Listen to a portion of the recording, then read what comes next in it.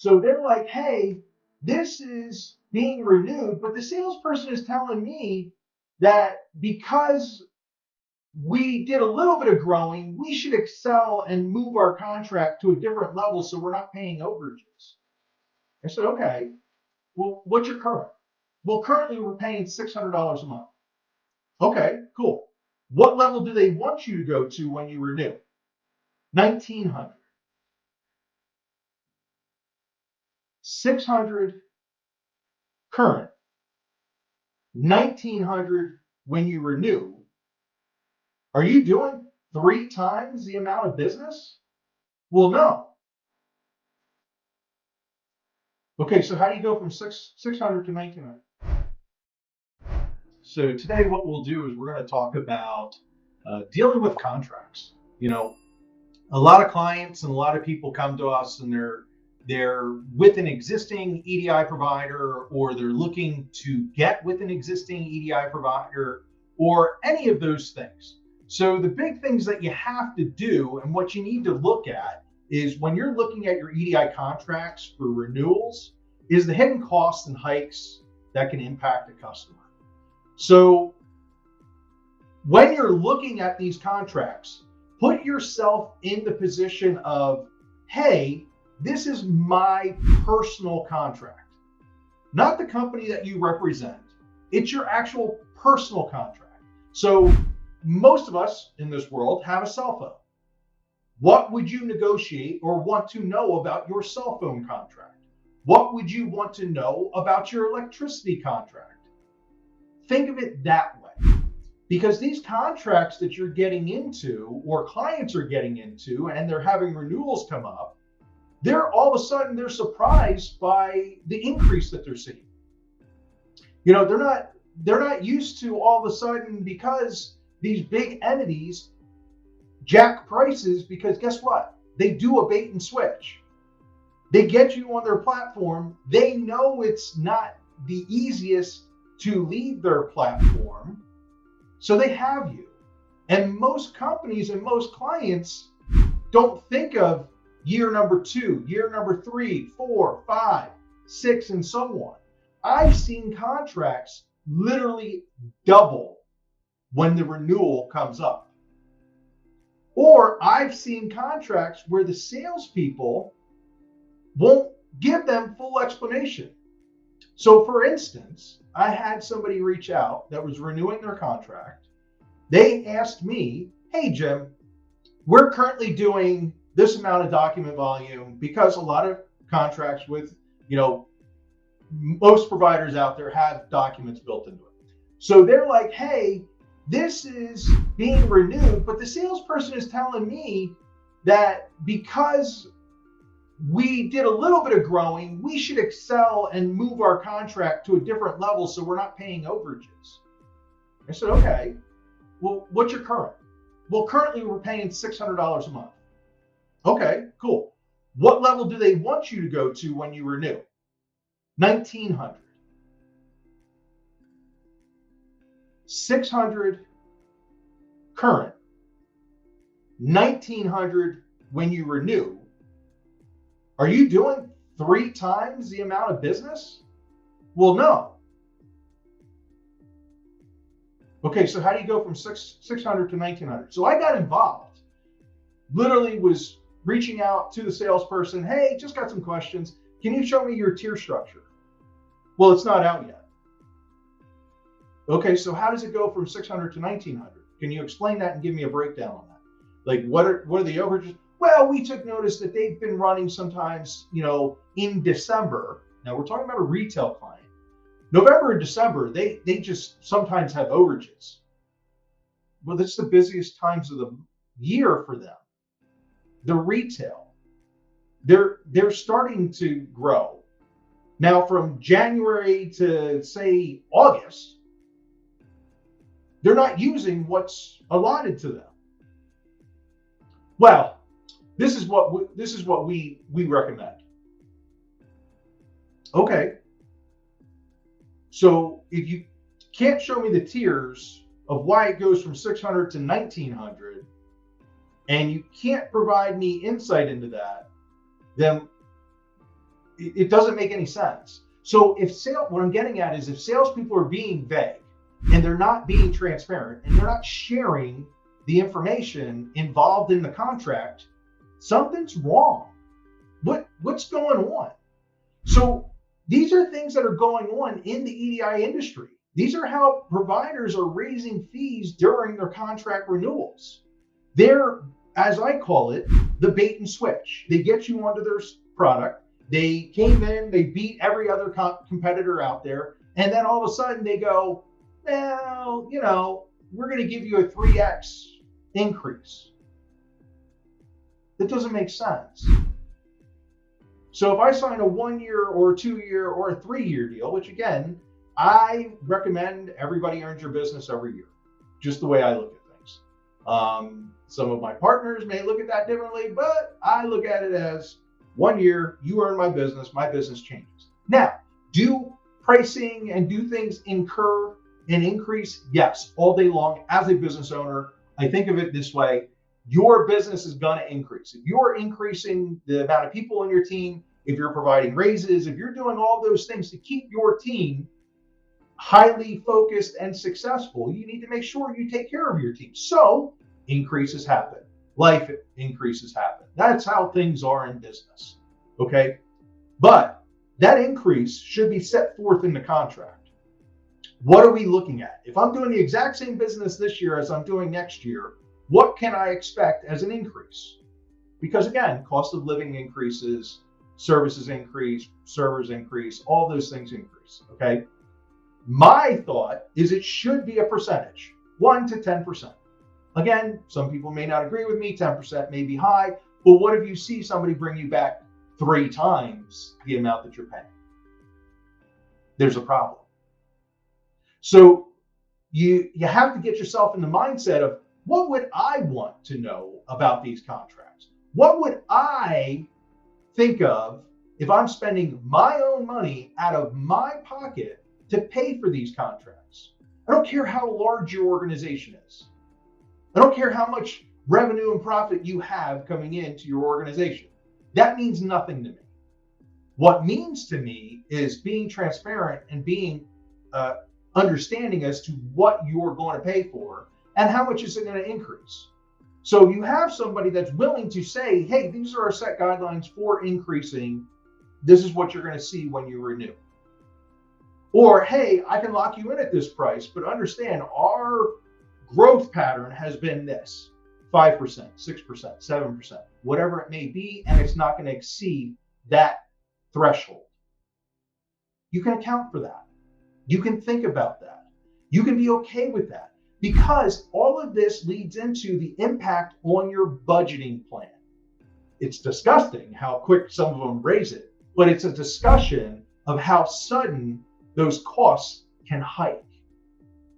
Now, all of a sudden, that organization that you reviewed previously looks a lot more enticing, because you're like, hey, they were transparent. They gave me what I was looking for.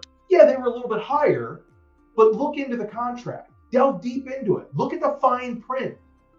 A lot of these organizations out there have it in their finest print of what they do. Would you sign a legal bearing document without understanding every single piece of it? Would you put your name on it? Think about that. Because that's what you're doing to your company if you're not reviewing every single thing in it and understanding where your increases come from. Giving me a call and complaining and saying, hey, they've jacked our prices through the roof. Okay. Who should you look at? You have to admit fault, and then let's move forward and let's try to figure out how we can get that resolved. Because somebody put you in that position, whether it was you or a predecessor or whoever, you were put in that position because of not reading the fine print or not having everything in the contract. Because now you're putting strain on your organization, or you could be, so think about these things, put these things together, understand what they're doing and what they're dealing with when it comes to your contracts. Because there's a lot of things in the fine print. There's a lot of things in the overages. There's a lot of things in the renewals. And if a company won't give you, say they're tiered, and they won't show you what their tier levels are, depending on your document volume or your kilocharacter volume, there's probably a problem. You know, we need a lot more transparency, and people are smart. They just need to understand the questions that they have to ask or the things that they can do. Because again, these are your partners. Partnerships go both ways. It's not a one-way street. It's not them being a dictatorship and telling you how this is going to be. Because in the EDI and API world, there's a lot of other organizations that are out there. There's a lot of organizations that are going to be transparent in their pricing, in their increase, in their contracts. If it's vague, what does that mean? You know, I learned a long time ago in counseling sessions, I'm going to share this, that anything that is a secret and not known, it's a secret for a reason. And what's that reason? If you look into secrets, 80% of the time to 90%, 80% to 90% of the time, those secrets are for bad things. As crazy as that sounds. So transparency, you want them to be transparent. You want your partner to be transparent. You want them to share the details. And guess what? You can negotiate. Don't care what the price is. Think about going to buy a car. You pay the price on what a car is. I mean, nowadays you do, but back when I used to buy cars a lot, in my younger days, before my family, I would negotiate. I didn't care what the sticker price was. You told me it was $11,000. I tell you, I'll give you $5,000. How good can you negotiate? How good can you work off? How good can you do things? Because the funny part is, if you're able to negotiate a price that's extremely low, what does that mean? Especially like related to a car. If you negotiate a price from $11,000 down to $2,000, what's wrong with the car? Just like what's wrong with the EDI provider. If they show you all of a sudden a 50% discount, oh, we're going to give you a 50% discount. You're not the only one they're giving a 50% discount to. It's the bait and switch. It's what they do. So think of that when you're looking at your contract. There's customer tension that's in considerations. Customers may question the value of a proposition of a product or service if they perceive the price increase as disappropriate. So if they think and you think that you're not getting the service that you need, you're going to question those services. When you start to question those services, there's an issue. You don't question service for something that you enjoy or someone that you enjoy working with or a platform that you pretty much set it and forget it and it handles itself. When you start to question it, there's reasons behind that, even if they're subconscious. So when you're questioning what's going on, look at the reasons. Is it poor communication? Is it customer service? Is it all of these things? It leads to you reassessing that relationship and that partnership and that platform that you're dealing with. And you start exploring into alternatives. And you don't want to be looking at this video and going, man, Jim nailed it right on the head.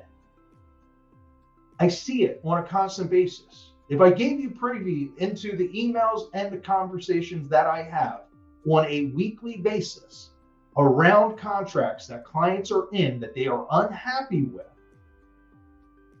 some make the decision that they're going to get out of that contract, and some say, I just don't think it's worth it. My management doesn't think we're worth it. We're going to stay with it.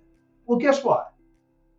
In 2 years to 5 years down the road, you're only going to get more and more upset. You're only going to get more and more of an increase. They have you. It's not the long-term planning. You should be long-term planning. When you get into EDI, you're getting into a system most of the time, whether it's on-prem, in the cloud, managed, don't care what it is. Most of the time, you're getting into it with a long-term plan. you're not looking to replace that EDI in a year or 2 years or 10 years or 5 years, whatever it may be. You're not looking to replace it in most instances, unless you are a growing organization and the platform and the provider, you've outgrown them, or it doesn't make sense because you've outgrown them with the position of where your client and your company is going. Because, hey, you blow up and all of a sudden you're dealing with, 50 customers compared to only dealing with 5. What you're looking at might be different now than what I would recommend in the future. So maintain those open lines of communications and say, hey, listen, we're growing. Is there a tier that we should really be in so that we don't see overages? But it's got to make sense. Is there a set percentage of increase that we're going to see, whether that be with our renewals or whatever it may be? Again, see it, plan on it, know it. If you don't, you're going to have problems. You're going to send me an email. Or, hey, you may be embarrassed and you're not going to send me an email because you're going to be like, Jimmy told me so. I'm sharing this information because of what I see other people getting trapped into, what other people I see that are migrating, what other people are not taking into accountability. They're making rush decisions, they're jumping into these contracts, and it doesn't make sense. And again, if there's such a big, large disparity in numbers, are you getting the exact same thing from both companies? Most of the time, you're not. Most of the time, you think they're the same, but you don't have enough education, knowledge in the field, whatever it may be, to understand the differences, to understand a fully managed service or an iPaaS. A fully managed service in typical situations will not give you access to the mapping. You will be stuck with their customer service because you can't fix things yourself. You can't set up your own trading partners. You can't do all of those things.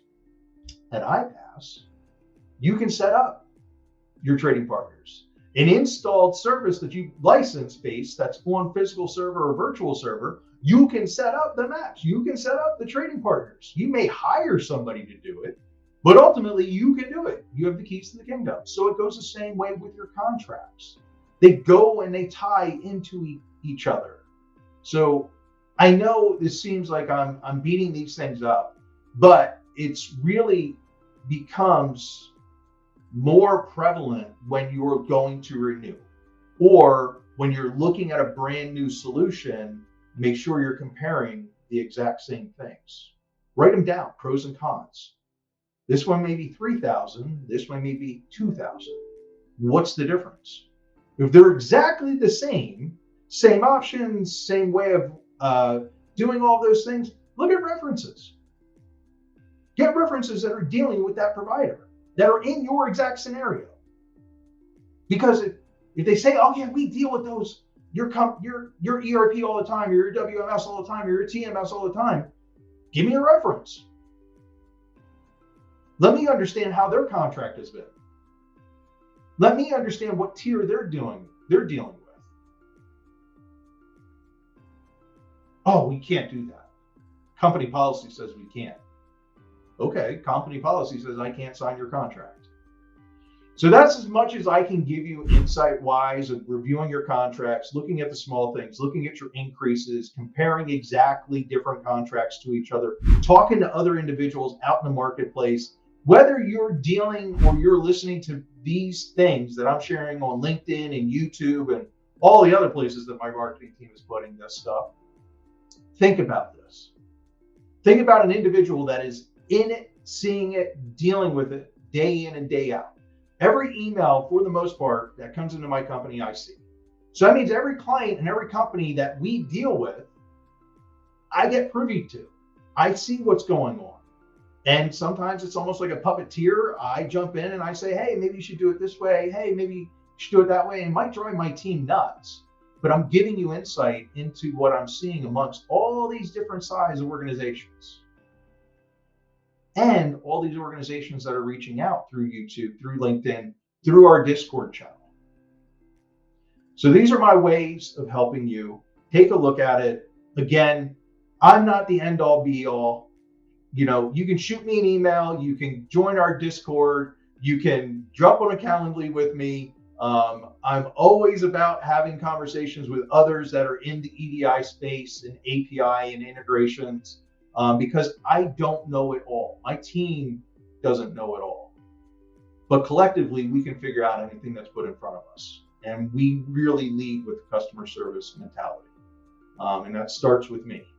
So check out our YouTube, check out our LinkedIn, like, comment. All of the links are going to be in the details below. Again, have a great Wednesday. I look forward to talking to you again next Wednesday and bringing you some more information and more advice.